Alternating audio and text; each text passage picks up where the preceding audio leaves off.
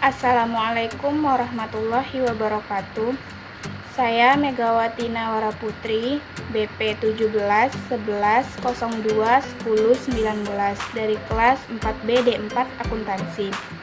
Pada kesempatan kali ini, saya akan mencoba mempresentasikan proposal penelitian saya yang berjudul Pengaruh Sistem Pengendalian Intern, Sistem Informasi Akuntansi, dan Kesenjangan Informasi terhadap Akuntabilitas Pengelolaan Alokasi Dana Desa, Studi Kasus pada Nagari Silayang, Kecamatan Mapat Tunggul Selatan, Kabupaten Pasaman. Baiklah, bagian pertama dari presentasi ini adalah mengenai latar belakang dari penelitian yang akan dilakukan.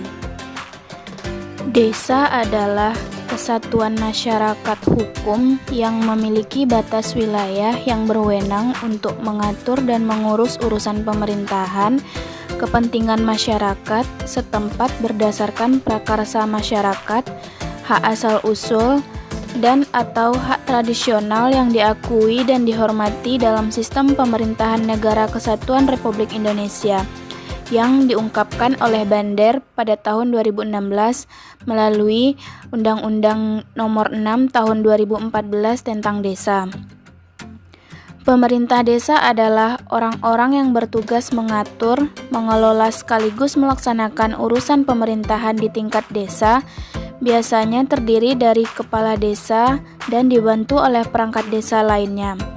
Sedangkan pemerintahan desa adalah penyelenggaraan urusan pemerintahan yang dilaksanakan oleh pemerintah desa serta badan permusyawaratan desa yang bertugas mengatur dan mengurus segala untuk kepentingan masyarakat desa setempat. Sebagai bentuk pemerintahan dengan tingkat pemerintahan paling bawah, aparatur desa merupakan ujung tombak dalam pengurusan segala sesuatu yang sifatnya keadministrasian oleh masyarakat desa. Contohnya di sini untuk keperluan administratif, kependudukan, maupun untuk kepentingan administratif lainnya. Misalnya, untuk pengurusan surat keterangan tidak mampu, pengurusan surat keterangan catatan kepolisian, pengurusan surat izin usaha perdagangan, dan pengurusan urusan-urusan pertanahan ataupun surat keadministrasian lainnya. Hal ini diungkapkan oleh Bukhari pada tahun 2012.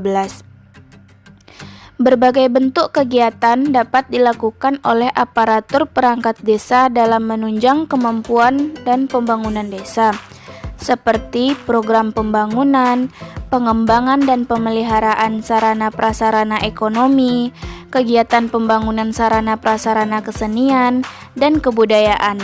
Untuk melaksanakan dan menunjang terwujudnya kegiatan-kegiatan tersebut, salah satu bentuk bantuan langsung dari pemerintah pusat terhadap pemerintah daerah seperti pemerintah desa adalah dalam bentuk alokasi dana desa, di mana alokasi dana desa ini adalah suatu bentuk dana bantuan langsung yang diberikan oleh pemerintah pusat kepada pemerintah daerah, dalam hal ini pemerintah desa, yang digunakan untuk meningkatkan sarana pelayanan kepada masyarakat, kelembagaan, dan prasarana desa yang diperlukan oleh masyarakat yang pemanfaatan dan administrasi pengelolaannya dilakukan dan dipertanggungjawabkan oleh kepala desa. Dalam pengelolaan dana desa akan selalu ada resiko yang mungkin terjadi, baik itu kesalahan secara administratif maupun secara substantif. Hal ini dapat terjadi mengingat masih belum memadainya kompetensi dari kepala desa dan aparatur perangkat desa dalam hal penatausahaan, pelaporan, dan pertanggungjawaban keuangan desa. Sebagai pihak yang bertugas mengelola dana program dan kegiatan yang diperoleh dari berbagai sumber seperti APBN dan APBD, pemerintah desa harus mampu mengelola dana yang diperoleh secara transparan, akuntabel, dan bebas dari penyalahgunaan. Akan tetapi, pada kenyataannya, banyak dari pemerintah desa yang tidak siap dengan hal tersebut dan bahkan melanggar hal-hal tersebut demi kepentingan pribadi dan kelompok tertentu. Pelaksanaan pengaturan desa dan kinerja dari aparat perangkat desa yang berlaku selama ini dianggap tidak sesuai dengan perkembangan zaman dan apa yang diharapkan oleh masyarakat desa tidak terwujud. terutama hal yang menyangkut tentang kedudukan masyarakat, demokratisasi, partisipasi masyarakat, serta kemajuan dan pemerataan pembangunan desa, sehingga menimbulkan kesenjangan antar wilayah, kemiskinan, dan masalah sosial budaya yang dapat mengganggu keutuhan dan kesejahteraan desa. Alokasi dana desa memang memberikan manfaat yang sangat besar bagi desa, yakni mendorong kemandirian desa dan mengurangi kesenjangan keuangan antara daerah kabupaten atau kota dengan daerah desa. Alokasi dana desa juga dapat menimbulkan kecurangan bagi pemerintah desa dalam menjalankan kewenangannya. Kecurangan tersebut dapat berujung pada kesempatan bagi pemerintah desa untuk melakukan berbagai bentuk kecurangan lainnya, bahkan korupsi. Akuntabilitas dalam pemerintahan desa menurut Sumpeno tahun 2011 melibatkan kemampuan pemerintah desa untuk mempertanggungjawabkan kegiatan yang dilaksanakan dalam kaitannya dengan masalah pembangunan dan pemerintahan desa. Pertanggungjawaban yang dimaksud adalah masalah finansial yang terdapat dalam anggaran pendapatan belanja desa atau APB desa, dengan pendapatan asli desa atau PAD desa, alokasi dana desa atau ADD, dan dana desa termasuk komponen di dalamnya. Kondisi aparatur pemerintahan desa pada saat ini kenyataannya memiliki kemampuan yang masih rendah, terutama dalam hal pengelolaan dan pengalokasian dana keuangan desa. Pada tataran pertanggungjawaban pengelolaan administrasi keuangan, kompetensi sumber daya manusia di desa merupakan kendala utama yang terjadi saat ini. Kendala lain yang sekarang terjadi pada pemerintah desa adalah kapasitas sumber daya manusia di desa yang masih kurang merata. Terdapat masalah kapasitas administrasi dan tata kelola aparat pemerintah desa yang masih minim.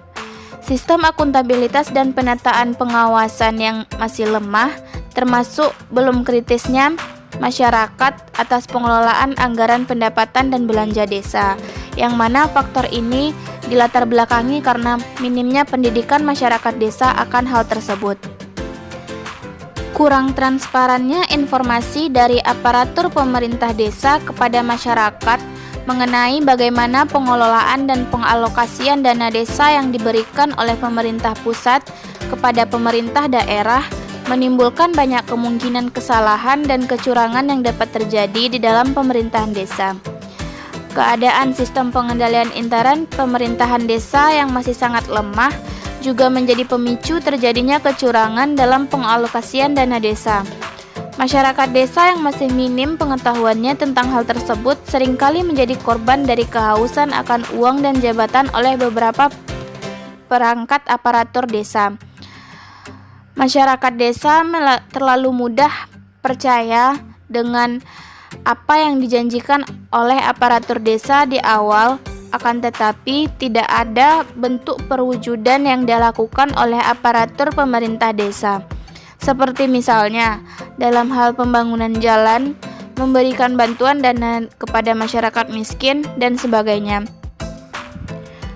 Penelitian mengenai pengaruh sistem pengendalian intern, sistem informasi akuntansi, dan kesenjangan informasi terhadap akuntabilitas pengelolaan dana desa, studi kasus pada Nagari Selayang, Kecamatan Mapatunggul Selatan, Kabupaten Pasaman masih sangat terbatas dan minim.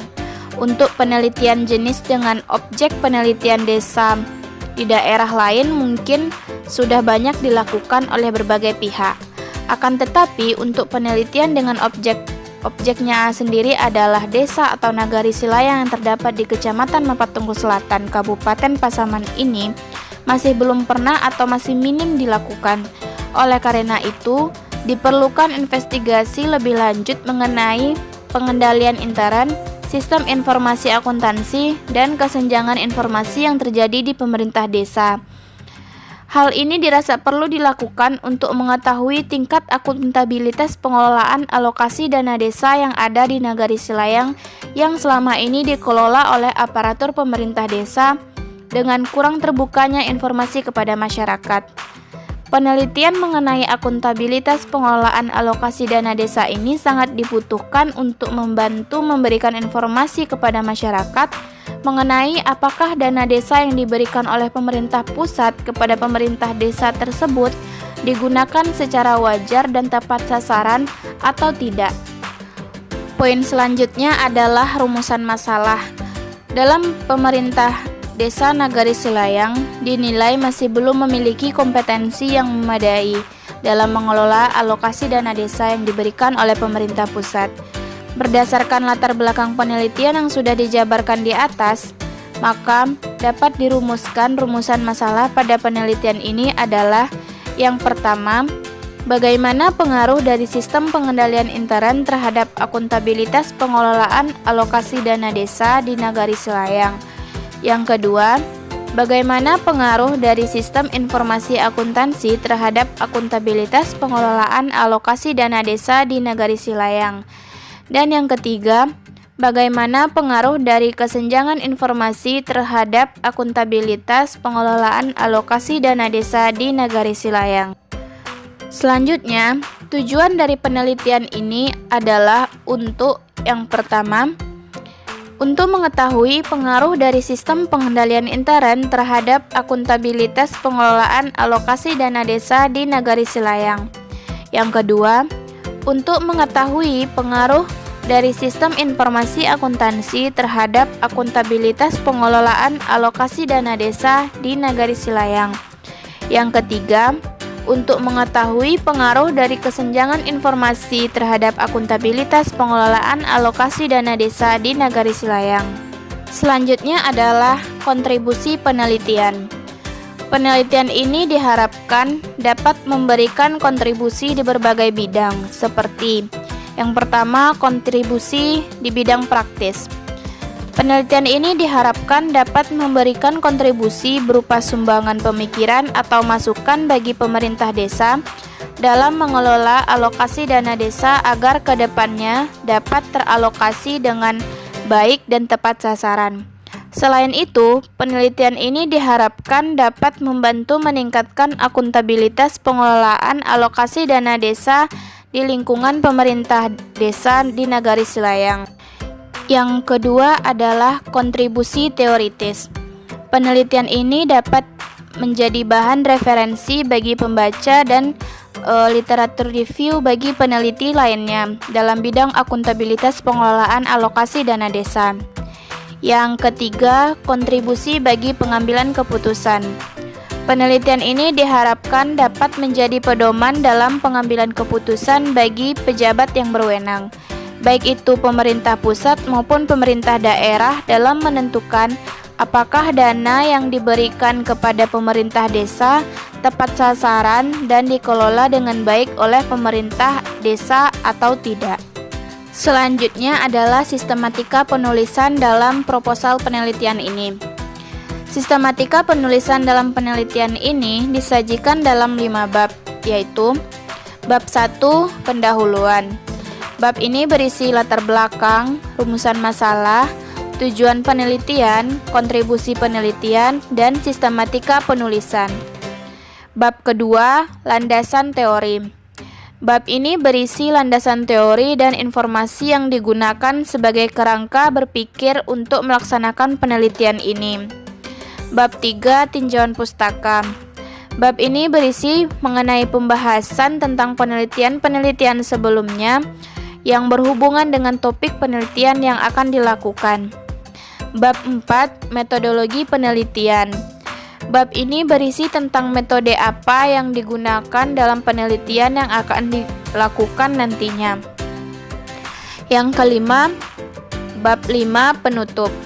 Bab ini berisi ringkasan penelitian, simpulan penelitian, keterbatasan penelitian, dan rekomendasi saran yang diusulkan untuk perbaikan di penelitian selanjutnya. Pembahasan selanjutnya dalam presentasi ini adalah mengenai metodologi penelitian. Topik pertama adalah desain penelitian. Mengacu pada tujuan penelitian, maka penelitian ini dilakukan dengan menggunakan pendekatan kualitatif. di mana menurut Zaninal Arifin pada tahun 2011, penelitian kualitatif adalah penelitian yang dilakukan untuk menjawab permasalahan yang memerlukan pemahaman secara mendalam dalam konteks waktu dan situasi yang bersangkutan, dilakukan secara wajar dan alami sesuai dengan kondisi objektif yang ada di lapangan tanpa adanya manipulasi data. Penelitian ini dilakukan dengan menggunakan pendekatan kualitatif karena dalam hal ini peneliti ingin lebih menggali informasi, memahami pendapat informan, menganalisis dan memberikan usulan pemikiran terkait dengan akuntabilitas pengelolaan alokasi dana desa. Penelitian ini menggunakan desain studi kasus, di mana studi kasus merupakan penelitian mendalam tentang individu, kelompok, organisasi, suatu program kegiatan dan sebagainya dalam waktu tertentu. Hal ini diungkapkan oleh Arifin pada tahun 2011.